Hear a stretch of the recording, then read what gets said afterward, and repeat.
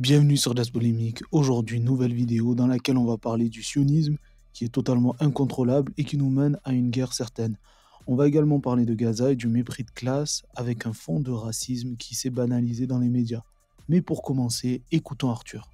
Terrifié par le silence de certaines personnalités, de certains médias, des féministes, enfin de toute une partie de gens en qui je vouais beaucoup d'amour et d'affection et d'admiration et qui sont restés terriblement silencieux sur ces événements tragiques. Si on avait appelé à la libération des otages, cette guerre serait finie depuis tellement longtemps. Et d'ailleurs, si tout le monde le portait, ce ruban, ça serait un message aussi, parce qu'on est très silencieux sur les otages. Je ne parle pas de vous en particulier, mais c'est vrai que moi j'ai connu une époque où le journal de 20 heures commençait par le nom de l'otage qui était toujours là depuis tant et tant de jours. Là, je pense que si on se tourne dans le public, et ce n'est pas un reproche, personne ne connaît le prénom ou le nom d'un otage français. Après, la situation à Gaza aussi préoccupe aussi beaucoup de Français. Bien entendu. Bien entendu. Vous savez, ça explique peut-être la situation. Non, mais ce sont les premiers à jouer les patriotes français et pourtant ils passent plus de temps à défendre un pays étranger que le nôtre. Et écoutez maintenant la cerise sur le gâteau où ils comparent Israël à l'Ukraine. Donc Israël vit avec Gaza ce que l'Ukraine vit avec la Russie. Ce sont les derniers remparts de ces grandes puissances qui veulent déstabiliser le monde. C'est honteux de dire ça. Et il le sait que c'est honteux. Est-ce que vous avez déjà vu des réfugiés israéliens, par exemple? Parce que des réfugiés ukrainiens ou palestiniens, on en a déjà vu. Israël, c'est juste un État colonial qui, aujourd'hui, n'hésite pas à envoyer à Gaza des réfugiés noirs, qui sont donc en position de faiblesse, en échange d'avantages financiers ou de facilités administratives. Envoyés au front, notamment dans l'enclave palestinienne de Gaza, principal terrain de la guerre menée par l'État hébreu, officiellement à l'encontre du Hamas. À ce jour, 41 000 personnes ont été tuées, dont une forte majorité de civils. Les témoignages recueillis par Haaretz indiquent que des réfugiés africains en Israël, ils sont environ 30 000 aujourd'hui, principalement des demandeurs d'asile en provenance du Soudan ou de l'Érythrée, auraient été incités à rejoindre les rangs de l'armée. Certains d'entre eux se seraient même vus offrir une régularisation de leur statut, une carte de résident permanent ou encore des avantages financiers en échange. Après la stérilisation des femmes falachas dont j'ai déjà parlé sur la chaîne, on a une redite des tirailleurs sénégalais. Mais c'est pas tout. Vous l'avez sûrement vu, Israël, même s'il ne le revendique pas encore, ont réussi à faire exploser à distance des beepers, des talkie-walkie et d'autres engins qui se trouvaient au Liban, causant des morts et de nombreux blessés. Oui, effectivement, le bilan des morts, 14, est plus élevé que celui d'hier. Celui des blessés, 450, est moins élevé parce que tout simplement, le nombre d'appareils qui ont explosé est moins important. Mais les blessures et les dégâts provoqués par ces explosions sont plus graves que ceux des beepers hier, pour la simple raison que les talkie-walkie sont plus massifs, donc forcément, les explosions étaient plus puissantes. Donc, une grande partie des blessés sont gravement atteints et le bilan des morts, comme je l'ai dit, est plus élevé qu'hier. Alors pourquoi tout le monde pense que Israël est à l'origine de cela, même s'il ne le revendique pas encore? Déjà parce qu'ils sont peut-être les seuls à avoir un intérêt à faire ça. Ensuite, les sionistes de tout le PAF ont eu du mal à cacher leur joie en apprenant ces attentats. Et troisièmement, c'est un amiral de la marine française qui le dit. C'est que c'est aujourd'hui ou hier que Israël a déclaré qu'un de ses buts de guerre, c'était le retour des Israéliens au nord d'Israël, c'est-à-dire à la frontière libanaise. Les Israéliens ont-ils gardé une avance? On se rappelle que très longtemps dans ce type de domaine-là, ils avaient une avance. Est-ce qu'elle est conservée? On en a ici l'illustration. On en a une illustration. Ne jamais oublier que la tradition de l'armée de Tsahal, de l'armée israélienne, est avant tout une tradition terroriste. Sa tradition, c'est la base de son fondement. Contrairement à nos armées, qui sont des armées qui ont été toujours dans la légalité, dans le domaine régalien, et ça a commencé par être une organisation terroriste. Donc Pour avoir dit ça, je pense qu'il ne sera plus jamais invité nulle part. Hein. On peut dire au revoir à ce monsieur, au revoir. Et sur la même chaîne, alors qu'on parle d'un attentat, écoutez comment ces deux zigotos prennent un plaisir malsain à expliquer tout le génie, entre guillemets, d'Israël qui a causé des morts et des centaines de blessés, dont des enfants. Où est-ce que la quantité d'explosifs aurait été placée? Alors, si vous ouvrez cet appareil, vous allez découvrir qu'il y a évidemment une batterie, et donc vous pouvez rajouter les 3 grammes, soit derrière la batterie, soit avec le composant électronique qui permet le fonctionnement de ce système. Ça demande, une intervention physique, donc à un moment où soit une main humaine, soit une machine.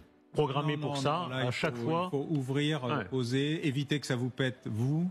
Non, attendez, ça veut dire que c'est des petites mains. Il y a des agents, supposément israéliens, qui ont réussi à ouvrir des milliers, parce que ce sont des milliers de beepers, Ils ont soit je ouverts, rappelle. soit fabriqués. Ouais. Parce que nul ne sait où ils ont été fabriqués. On ne peut pas dire qu'ils ont été détournés. Le fabricant dit qu'il les a pas fabriqués et l'intermédiaire qui est censé les avoir fabriqués n'a pas d'usine. Quelqu'un les a fabriqués. C'est terrifiant, ça veut dire que potentiellement nos appareils comme nos portables ou nos ordinateurs sont piégés de la même manière. Le sionisme, c'est vraiment une maladie psychiatrique.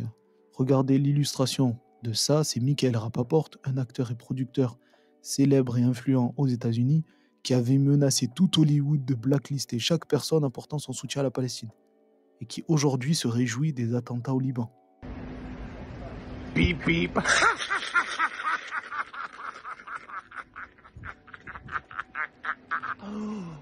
Bip bip.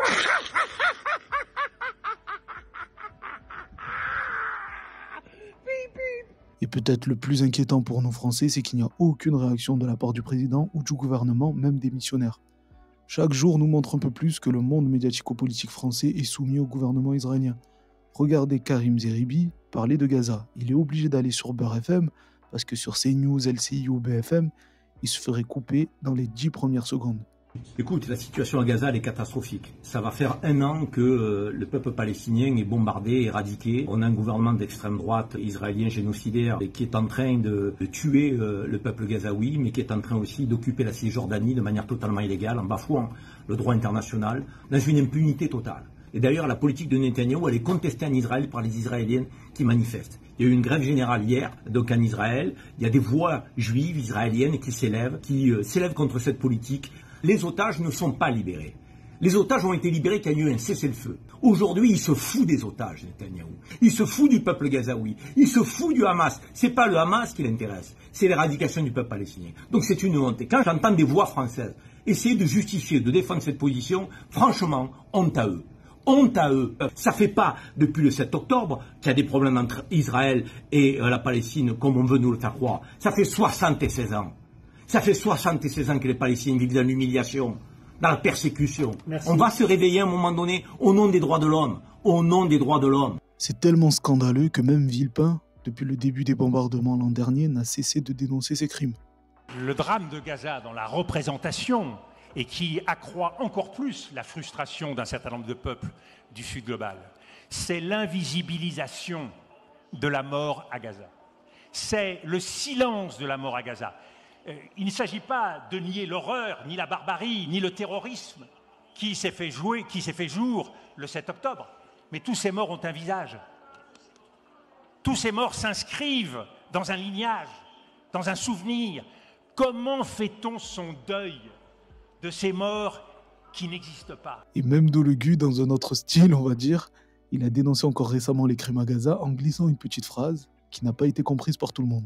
Dire ça. Non, si on contourne, en fait, si on creuse un peu plus, ça reviendrait à dire que les attaques du 7 octobre sont légitimes. Eh ben, moi, mon point de vue, il est que Netanyahou a financé le Hamas pour déstabiliser les accords de 48, pour justement aller récupérer les terres en Palestine, parce qu'en dessous de ces terres se trouvent des, comment on appelle ça, des gisements, etc. Et donc, du coup, et ils ont aussi, soi-disant, ils vont retrouver là-bas la vache en or, je sais pas, je suis pas trop instruit sur ce sujet. Il fait sûrement référence au veau d'or. Hein. Je pense qu'il veut dire que les motivations du gouvernement israélien proviennent d'une certaine prophétie messianique. Netanyahou l'a exprimé plusieurs fois en parlant de la prophétie d'Isaïe qui devait être réalisée. Mais cette manière un peu cash, parce que la forme n'est pas forcément bonne, hein, cette manière un peu cash d'exprimer les choses, elle est beaucoup attaquée par les hommes et femmes politiques, ce qui révèle un peu un mépris de classe qu'ils ont tous envers les gens d'en bas, comme disait le Premier ministre. Oui, on peut être de gauche et on peut avoir du bon sens. Vous voyez ? Alors, je sais bien. La gauche française n'a pas de bon sens pour vous ? Mais la gauche française est devenue complètement folle. La gauche française. Toute la gauche française ? Ah bah, vous savez, quand vous dînez avec le diable, vous devenez diabolique. Hein. Donc moi, qu'on m'explique pas qu'il y a des sociodémocrates fréquentables et des extrêmes gauchistes infréquentables. Quand on se fait élire la main dans la main, quand on se soutient la main dans la main, on mange à la même gamelle. Donc pour moi, Monsieur Faure, c'est un Monsieur Delogu qui sait lire. Voilà, c'est clair. C'est quand même fou de dire ça quand on est soi-même une racaille mal éduquée. Eh oui, Internet n'oublie jamais rien. Moi, je te remercie pour ça. Je suis sûr. J'aime pas pour le faire. Ça va bien, Madame Leduc ? Ça va bien, Madame Leduc ? Très bien. faire avec le Hamas, ça vient.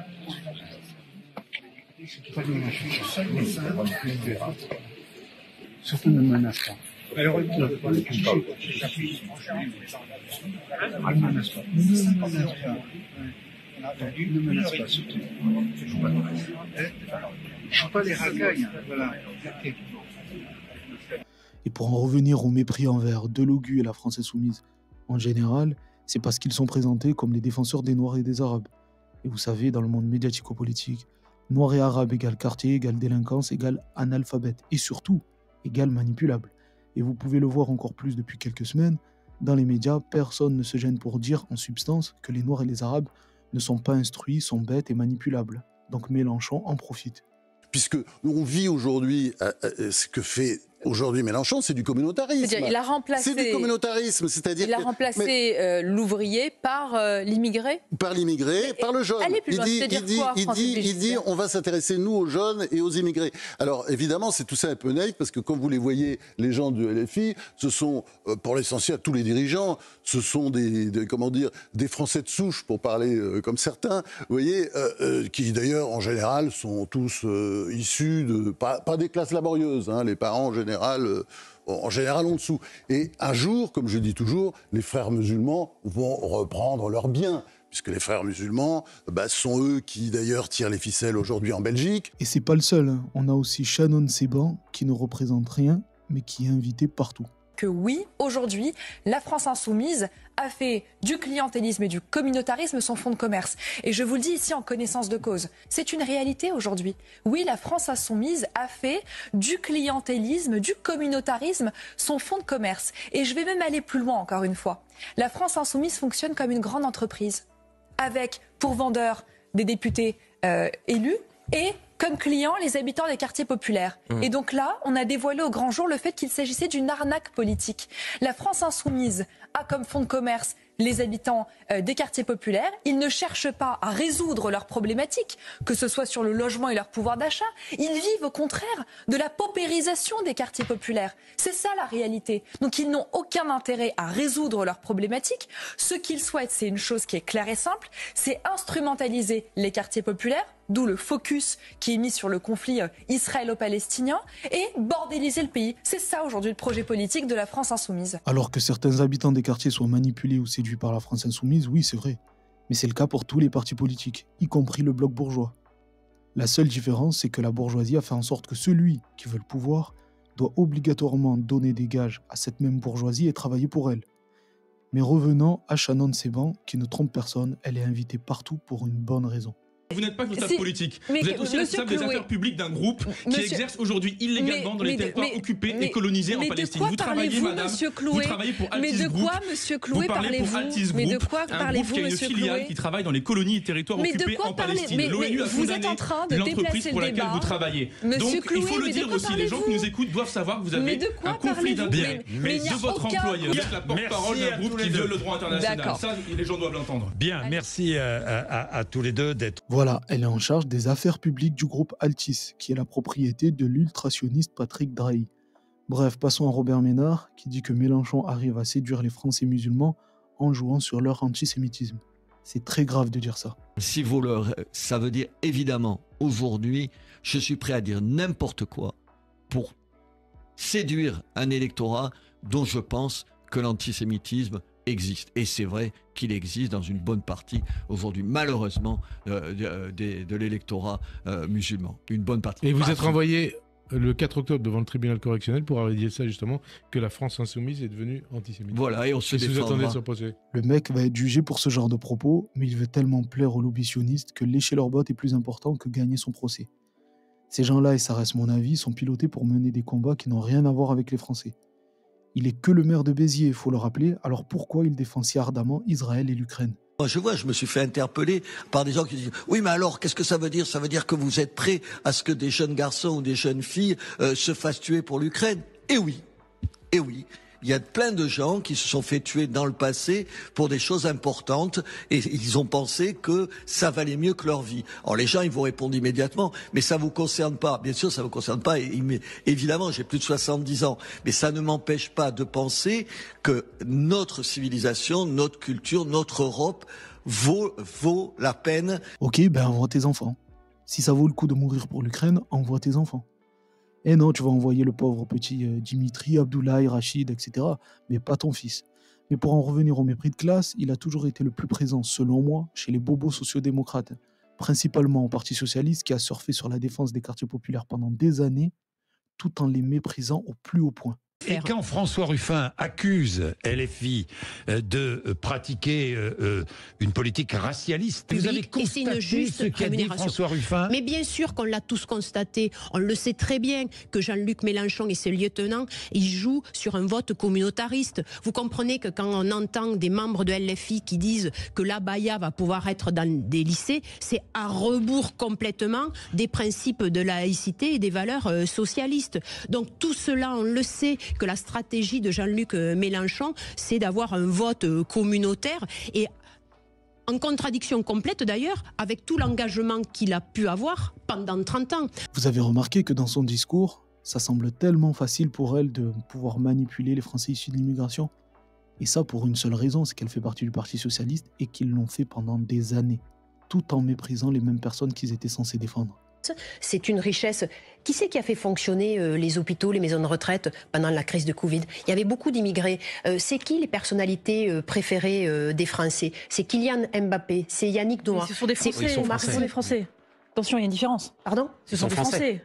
Oui, non, mais tout à fait, mais ils sont vraiment originaires d'autres pays. Ce sont les fruits de l'immigration. Mbappé, il est né en France. Non, mais c'est leurs parents, ces personnes que je vous cite ne sont pas. La mère de Kylian Mbappé est née en France. Non, mais si vous, mais à ce moment-là, je ne pense pas. Vous parlez d'origine et. Non, mais ce que je veux vous parler, c'est qu'on ne peut pas quand même. Il a quand même fallu lui expliquer que quand on dit français issu de l'immigration, ça veut avant tout dire français. Ça ne m'étonne pas du Parti Socialiste. Voilà, dites-moi ce que vous en pensez en commentaire. N'hésitez pas à vous abonner, à mettre un pouce et à partager. Moi, je vous donne rendez-vous demain avec une vidéo sur le colonialisme. Ça va être bien. En attendant, prenez soin de vous, respirez un bon coup. Dans tous les cas, on est ensemble. Ciao.